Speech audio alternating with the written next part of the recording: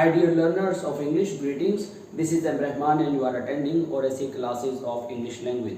We welcome you to our session 1 in which we have a topic useful pairs of words. आज हम सीखने जा रहे हैं कुछ ऐसे pairs of words that are very useful in English spoken and translation as well. इनका use हर जगह बहुत ज़्यादा है, बहुत इम्पोर्टेंट है और कई बार तो ऐसा होता है कि अगर ये हिंदी में आ जाएं तो इनको इंग्लिश में समझना मुश्किल होता है और अगर इंग्लिश में आ जाएं तो हिंदी में समझना मुश्किल होता है। तो इनको अगर हम सीधे सीधे प्रिपेयर कर लेते हैं तो इनको इंग्लिश में यूज़ करना बहुत ज़्यादा आसान हो जाता है। जैसे कि जब हम कॉन्वर्जेशन करते हैं तो हिंदी में आप सुनते होंगे जल्दी जल्दी वह आया, वहाँ तो पैसे की रेल पेल है और इस तरह के बहुत सारे जो हिंदी के शब्दों के युग्म हैं, जो ग्रुप्स हैं, वह आपको सुनने में आते हैं। अगर आप कहते हैं कि जब हम आंसर लिख रहे थे कॉपी में तो इसने तो वर्ड्स की पेलम पाल कर दी, रेल पेल कर दी, तो इस तरह के ग्रुप्स हम हिंदी में यूज़ करते हैं। तो कुछ ऐसी जगहों पर हम देखते हैं कि इंग्लिश के ये जो कपल ऑफ पेयर्स हैं कैसे यूज़ करते हैं। हमें एक यहाँ पर पेयर है पेल-मेल। पेल-मेल का मतलब यह है कि डिसऑर्गेनाइज होना। आप कहेंगे your books are lying pell mell, तो यहाँ पर जो पेल-मेल है वो एडवर्ब में भी यूज हो सकता है और एडजेक्टिव में भी हो सकता है। पेल-मेल को आप हिंदी में कैसे यूज करेंगे? तितर बितर पड़ी हैं, तो तितर और बितर का जो मतलब है अगर आप हिंदी में समझने की कोशिश करें तो भी तितर बितर का अपना कोई एग्जैक्ट मीनिंग नहीं होता, लेकिन इन दोनों वर्ड्स का जो ग्रुप है उसको हम अच्छे से यूज करना जानते हैं। So as with these pairs of words, तो पेल-मेल का मतलब है अस्त व्यस्त, तितर बितर। अब पेल-मेल को कैसे यूज करते हैं? पेल-मेल को आप एडजेक्टिव और एडवर्ब दोनों में यूज करते हैं। एडजेक्टिव और एडवर्ब में कैसे यूज करना है? अगर आपको वर्ब के लिए यूज करना है your books are lying pell mell, तो यहाँ पर ये एडवर्ब हुआ। आपने कहा pell mell group of words, pell mell group of books, pell mell heap of books, तो यहाँ पर जो पेल-मेल यूज हुआ वो हीप के लिए यूज हुआ या किसी भी दूसरे नाउन के लिए यूज हुआ, तो यहाँ पर ये एडजेक्टिव का काम करने लगा। तो पेल-मेल आप एज एन एडजेक्टिव और एज एन एडवर्ब दोनों तरह से यूज कर सकते हैं। तो ये हुआ पेल-मेल। पेल-मेल माने बुरी तरह से जहाँ पर सब कुछ फैला हुआ हो। अब आता है हेल्टर एंड स्कैटर या हेल्टर स्कैटर, जिसका मतलब होता है ये सारा ही आप एक साथ यूज कर सकते हैं। किस तरह से? ये एक्चुअली ये आप पूरा जो आपका पेल-मेल है ये पूरा एक सेंस में आप यूज कर सकते हैं। तो पेल-मेल का यूज किया आपने डिसऑर्गेनाइज्ड और अनड्यू कंफ्यूजन। पेल-मेल को कहां पर यूज कर सकते हैं? अभी हमने हीप और बुक्स को लेकर के कहा। अब ये पेल-मेल वहां भी यूज हो सकता है जहां पर हमारी व्यवस्था सही नहीं है प्लस अनड्यू कंफ्यूजन एंड हरी हो।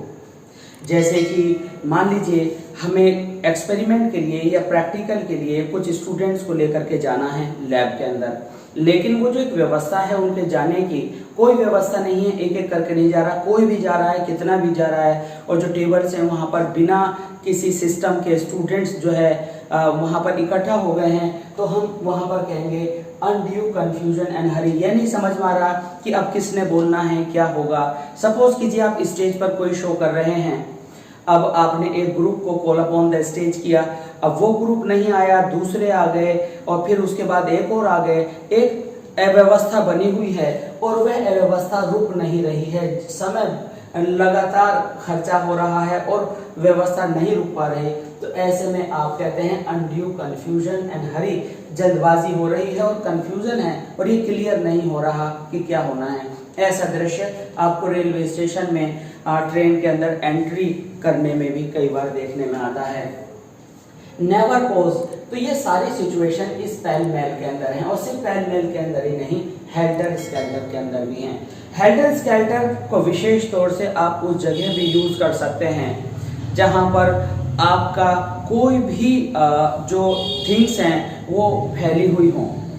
आप कहते हैं please organise your books, they are lying helter and skelter, 3 यहाँ पड़ी हैं, 2 वहाँ पड़ी हैं, एक जगह न होकर जब अलग अलग पड़ी हैं, तितर बितर अस्त व्यस्त पड़ी हैं, तो वहाँ पर आप हेल्टर स्केल्टर का यूज कर सकते हो। अब हेल्टर एंड स्केल्टर एंड टॉपसी-टर्वी सबका मीनिंग कहीं ना कहीं यही है, फिर भी इसमें कहीं ना कहीं डिफरेंस है।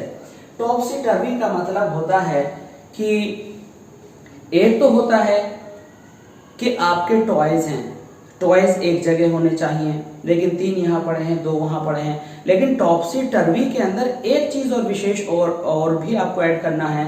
टॉपसी एंड टर्वी में कुछ सीधे हैं, कुछ टेढ़े पड़े हैं, कुछ आड़े खड़े हैं, कुछ बिल्कुल उलट कर जिनका हेड नीचे है और लेग्स ऊपर हैं। इस तरह से जब आपकी कोई चीज गिरी हुई होती है तो वहां पर आप टॉपसी टर्वी कहते हैं।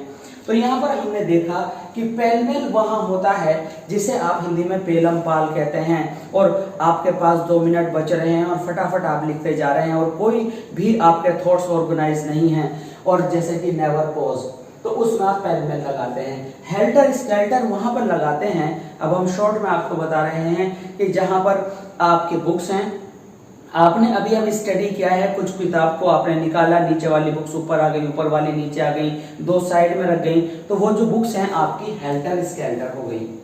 अब टॉपसी टर्वी क्या है? टॉपसी टर्वी में जैसे कि मान लीजिए आप एक इतना हीप लेकर जा रहे हैं और आपके हिसाब से जो बुक्स हैं अचानक से फिसल गई और नीचे गिर गई, 3 के पन्ने मुड़ गए, 2 बैक पर पड़ी हैं, एक बुक सीधी खड़ी हो गई, 4 बिल्कुल पलट गई, 2 बिल्कुल सीधी हैं, तो ये कहलाएगा टॉपसी टर्वी। तो ये तीनों ही अव्यवस्था हैं, लेकिन तीनों में डिसऑर्डर कॉमन है, बट ये तीनों डिसऑर्डर्स अकॉर्डिंग टू सिचुएशन अलग अलग यूज करना है, आप अच्छे से समझ लीजिए।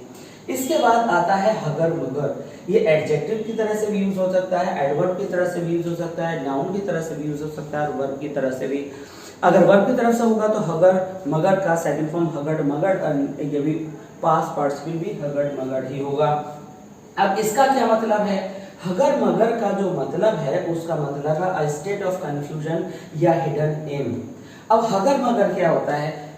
एग्जाम्पल के तौर पर किसी ने आपने किसी से कुछ कहा कि क्या भाई आप कुछ ऐसा कर देंगे, तो उन्होंने कहा हाँ ठीक है कोशिश करेंगे, आप 2 तारीख को आइएगा। उसके बाद फिर उसने आपको 3 तारीख को बुलाया, फिर 4 को बुलाया, फिर 5 दिन बाद बुलाया, तो वह क्या कर रहा है? हिंदी में आपने सुना होगा अगर मगर करना, यानी सीधे क्लियर आंसर ना देना, और उस आंसर में एक इंटेंशन ये भी छिपी होनी चाहिए कि वह आंसर इसलिए नहीं दे रहा है क्योंकि वह आपका बुरा नहीं बनना चाहता है, लेकिन काम भी नहीं करना चाहता है। यानी उसकी जो हिडन इंटेंशन है वह क्या है कि आपको नीचा दिखाना, लेकिन आपको वो दिखा क्या रहा है कि वह आपके लिए बहुत अच्छा है। तो हगर मगर का मतलब है अ स्टेट ऑफ कंफ्यूजन।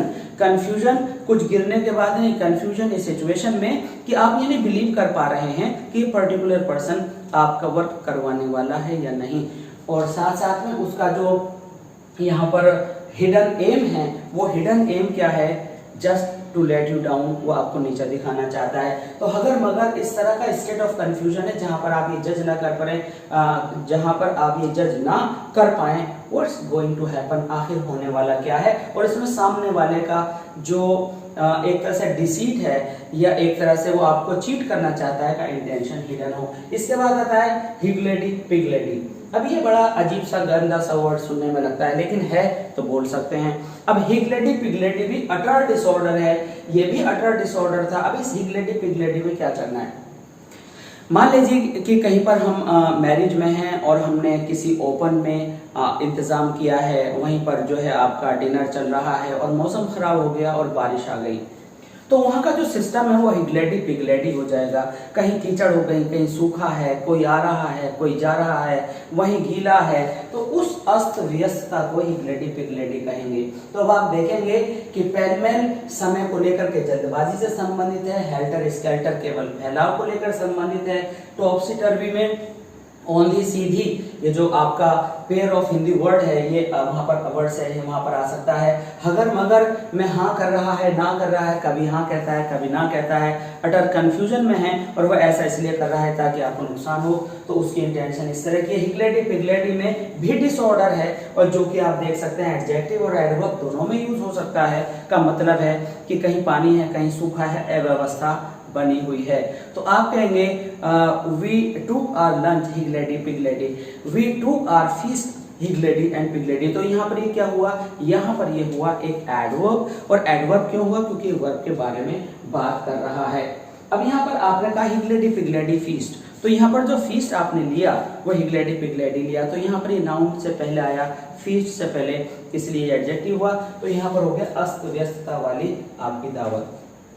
इसके बाद you can see a couple of pair of words, जिसमें हॉच पॉच है, हॉज पॉच है, ओमिनम गैदरम है जो कि Latin oriented group of words है, मिंगल मैंगल है, मिशमैश है, ओर्स एंड एंड्स है, ओर्स एंड सॉर्ट्स है। तो इन सब का एक कंबाइंड मीनिंग निकल करके आता है, a motley assortment of things, bits and pieces.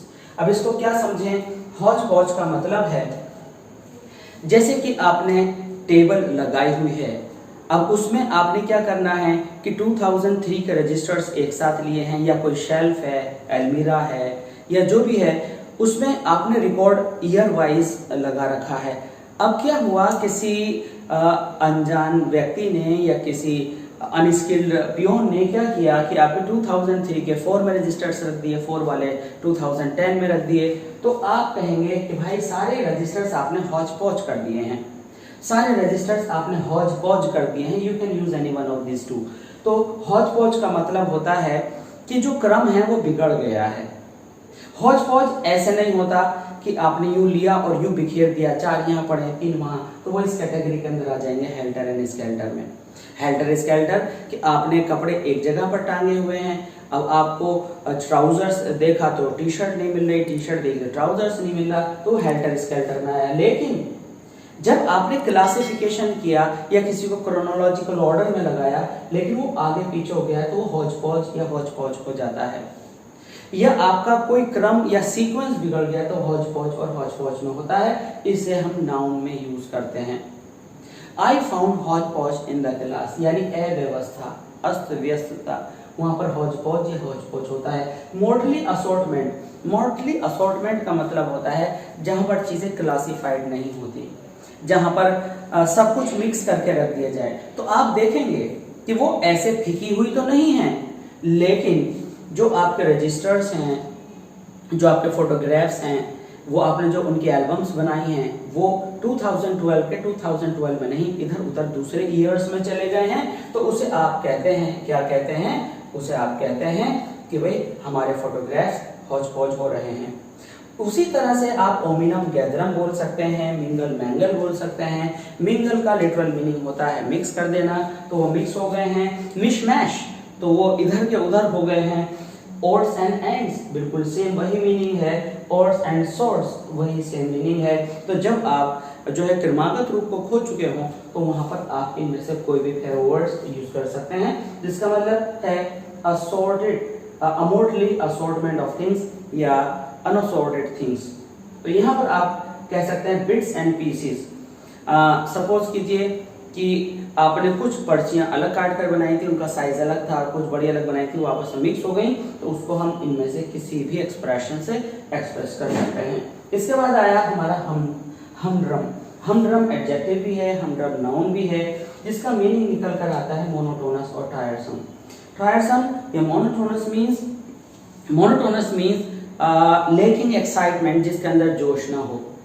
कोई भी आप काम कर रहे हैं और करते करते आप जो है बिल्कुल सीख हो गए हैं, पक गए हैं, तो आप कहेंगे कि भाई आई एम हमड्रम, मैं सीख हो गया हूँ। His teaching is हमड्रम, I don't like हमड्रम। तो यहाँ पर कहेंगे हमड्रम मतलब नीरस, प्रोजेइक, थिंग डिराइव्ड ऑफ इंटरेस्ट, जिसमें कोई इंटरेस्ट ना हो।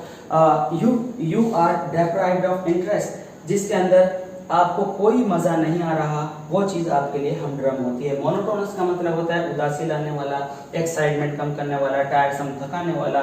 सेमनेस, जब आप सेम चीज करते रहते हो तो वहां पर आप हमड्रम फील करते हो और वह वस्तु हमड्रम हो जाती है। तो ये एडजेक्टिव यूज हुआ। और नाउन के तौर पर बोरियत, ठीक है, और थक जाना, थकावट, ये नाउन की तरह से होगा, तो ये हमड्रम कहलाएगा। इसके बाद आपका आता है होय पोलोय या रिफ रैफ। आपने कहा मैं कोई एरा गैरा नहीं हूं, एरा गैरा मतलब रिफ रैफ। होय पोलोय पूरी जनता जो किसी भी क्लासिफाइड ग्रुप से नहीं है, सब मिशमैश लोग हैं, अलग अलग, उनका कोई दावत का सिस्टम नहीं है। सब लोग एक जगह आ गए हैं तो उनको कहते हैं हम होय पोलोय। और होय पोलोय आप केवल और केवल उस आम जनता को भी कह सकते हैं जिसके अंदर एलिट और दूसरे काबिल लोग शायद ना हो। तो कॉमन पीपल डिस्पैरेजिंग, डिस्पैरेजिंग का मतलब होता है कि एक तरह से लेट डाउन करना दूसरे को नीचा बताना या उसके स्टैंडर्ड को कम आंकना, वो डिस्पैरेजिंग। इट मींस ये जो दोनों वर्ड्स हैं ये इंसल्ट कॉजिंग है। अगर हमें कोई कहता है तो हमें बुरा लगता है तो हम कहेंगे आई एम नॉट अ रिफ रैफ, मैं ऐसा वैसा नहीं हूँ, मैं ऐरा गैरा नहीं हूँ। It means I have my own dignity. तो होय पोलोय ऐसे लोग जो बस यूं ही इकट्ठे हो गए हों, जिनका अपना कोई सोशल स्टेटस नहीं है। इसके बाद हम आते हैं, ये दोनों ही नाउन हैं, कॉमन पीपल के लिए हम यूज करते हैं। इसके बाद हम आते हैं शिली शैली एंड ढीली डैली, दोनों ही वर्ब के लिए आते हैं। ढीली डैली जस्ट हिंदी में आता है ढीली ढाली, ढीला ढाला, ढीलू, लापरवाह, हाँ ना करने वाला, ना नुकुर करने वाला, यानी जिसको जो काम को टालता रहता है। I don't want to shilly shally because it's a verb। तो हमें shilly shally, dilly dally, इसको सेकंड फॉर्म में और पास्ट पार्टिसिपल दोनों में ed हमें लगाना होगा। तो shilly shally, he will shilly shally when I'll offer him to go with me। या जब मैं किसी से कोई काम करने के लिए कहूंगा, वो कहेगा हाँ चलो कल करेंगे, चलो परसों करेंगे, चलो देखते हैं क्या होता है। तो बात टालने की कोशिश कर रहा है। तो उस पोस्टपोनमेंट को, उस डिले को, उस वर्क को पुट ऑफ करने में, उस वर्क को अटका देने में, होल्ड अप कर देने में आप ये एक्सप्रेशन डिली डैली एंड शिली शैली यूज करते हैं। इसके बाद आता है hush hush, he finished his work hush hush, जिसे हिंदी में कहते हैं आप लोग बड़े चुपचाप काम निपटा दिया, किसी को पता भी नहीं लगने दिया। आप कहते हैं चुप चुप सारे काम कर लिए आपने, यानी you didn't let anybody know about that, तो उसको कहते हैं hush hush. He finished his work hush hush, इन्होंने इतनी प्रॉपर्टी इकट्ठा कर ली hush hush. You can say he finished his project hush hush. Korea is trying to maintain his atomic power hush hush. तो यहाँ पर हश हश का मतलब है चुपचाप तरीके से किसी काम को पूरा करना। यहाँ पर आप कहेंगे कि हॉबनॉब। अब हॉबनॉब क्या है? ये एक्चुअली वर्ब है। आपको अगर इसका जो पार्ट्स ऑफ स्पीच है अगर ये पता है तो इसको यूज करना अच्छे से आसान होगा। Hobnob socialise specially with the rich. इसका मतलब है I don't hobnob because I have self respect. तो यहाँ पर क्या हुआ? कंधे से कंधा मिलाकर चलना, to walk shoulder to shoulder with the people specially rich और ऑफ हाई स्टेटस, यानी ऐसे लोगों के साथ सोशलाइज होना, ऐसे लोगों के साथ जुड़ने की कोशिश करना, ऐसे मित्रवत होना जो मानदार हो, जिनका स्टेटस हाई हो, तो उसको इस तरह के एक्शन को हॉबनॉब कहते हैं। निटी ग्रिटी, निटी ग्रिटी का मतलब है सार, सारांश, जिस्ट, मेन बात, ठीक है, और इन्फेरेंस, कंक्लूजन। तो आप कहते हैं I got the nitty gritty of this chapter, I just want to get nitty gritty of this project. तो निटी ग्रिटी का मतलब है आउटकम, जिस्ट, सार, सारांश, मेन बात, एक्सट्रैक्ट। तो निटी ग्रिटी उसको कहते हैं। अब आता है आपका नाउन, ये भी नाउन था, हर्ली बर्ली। हर्ली बर्ली क्या होता है? इसका मतलब होता है अ डिसऑर्डरली आउटबर्स्ट। आउटबर्स्ट कैसा होता है? किसी को बहुत तेज गुस्सा आया, बिना कंट्रोल होकर के वो एकदम से कुछ भी कहने लगा। आपने क्या किया? आपने टैप लिया, टैप जो पानी देता है, टंकी जिसे हम बोल देते हैं, टोटी बोल देते हैं, टोटी में हमने पाइप लगाया, लेकिन प्रेशर से जो पानी था उस पानी ने उस पाइप को एकदम से डिस्कनेक्ट कर दिया, और एकदम जो पानी एकदम से एब्रप्टली जो इरप्शन ऑफ वाटर था, एकदम से जो फुहार छूट करके आई, तो हम कहेंगे कि I don't like this Hurley barley situation, यानी एकदम से जो पानी आया आप भीग गए जबकि आपको पता नहीं था। कई बार क्या हुआ, आप कहीं पर जाकर खड़े हुए, आपने हैंड वॉश करना था, लेकिन वॉश बेसन की जो टैप है अचानक से इतना पानी डिस्चार्ज कर दिया कि आप भीग गए, तो वो होगा हर्ली बर्ली, डिसऑर्डरली आउटबर्स्ट। ये एंगर भी हो सकता है, ये वाटर इस तरह से निकलना भी हो सकता है, कोई भी चीज जो एकदम काबू से बाहर हो जाए और आपको संभालनी मुश्किल हो जाए, तो वहां पर आप हर्ली बर्ली का यूज करते हैं। तो यह हर्ली बर्ली जो होता है सिचुएशन होती है और इसे हम नाउन कहते हैं। I always take care of hurly burly, ठीक है। इसके बाद हम आते हैं हैंकी पैंकी, जिगरी पॉकरी एंड होकस पोकस। इन तीनों का मतलब है, जैसे कि आपने मैजिकल जो वर्ड्स होते हैं होकस पोकस पू, तो वहां से वर्ड्स लिए गए हो सकते हैं। हैंकी पैंकी का मतलब है इधर उधर की फेंकना, उल्टी सीधी फेंकना, या नॉनसेंस बातें बोलना, जिनका वजूद नहीं है वो मुंह से निकालना। तो वो hocus pocus means that has no deep meaning, that has no general meaning at all, you can say they are meaningless. Jiggery pokery means इधर उधर की कुछ घुमाकर बात कहना, but they are utterly meaningless. तो आप कहेंगे ट्रिकरी, वर्बल मिस रिप्रेजेंटेशन, यानी केवल कहते हैं कि जुमलेबाजी, जालसाजी वाले वर्ड्स, बस बोल दिए, किया कुछ नहीं। तो इस तरह की सिचुएशन हैंकी पैंकी होता है। आपसे पूछा कि आपको आने में देर क्यों गई, अब आप जो लेम एक्सक्यूजेस दे रहे हैं, झूठे बातें बता रहे हैं, कहानी गढ़कर बता रहे हैं, वो हैंकी पैंकी बोल रहे हैं। आप जिगरी पोकरी कर रहे हैं, होकस पोकस स्टेटमेंट दे रहे हैं। And you spoke hocus pocus because hocus pocus, jiggery pokery and hanky panky are known. तो आप इन्हें नॉनसेंस स्टफ की जगह पर लगा सकते हैं, बकवास बात की जगह लगा सकते हैं। तो ये वर्बल मिस रिप्रेजेंटेशन है, यानी आप बोल तो रहे हो लेकिन आपने शब्दों को इस तरह से कर दिया कि उनका कोई वजूद नहीं है, तो वो हैंकी पैंकी होता है, यानी उल्टा सीधा बहाना। It means not up to the mark but they are beside the mark. After this hoity toity, इसका मतलब है अफेक्टली जेंटली, ओवरली कंसीडेड। यहाँ पर जो है ये आपका एक नया ऑप्शन हो सकता है। तो यहाँ पर क्या कहेंगे, अफेक्टली जेंटिल। अब हम लोगों को पता है जेंटिल तो पता है जो कि एडजेक्टिव होता है, लेकिन जेंटिल होता है ऐसा व्यक्ति जिसके अंदर जेंटिलिटी हो, जो कि सज्जनता से भरा हुआ हो।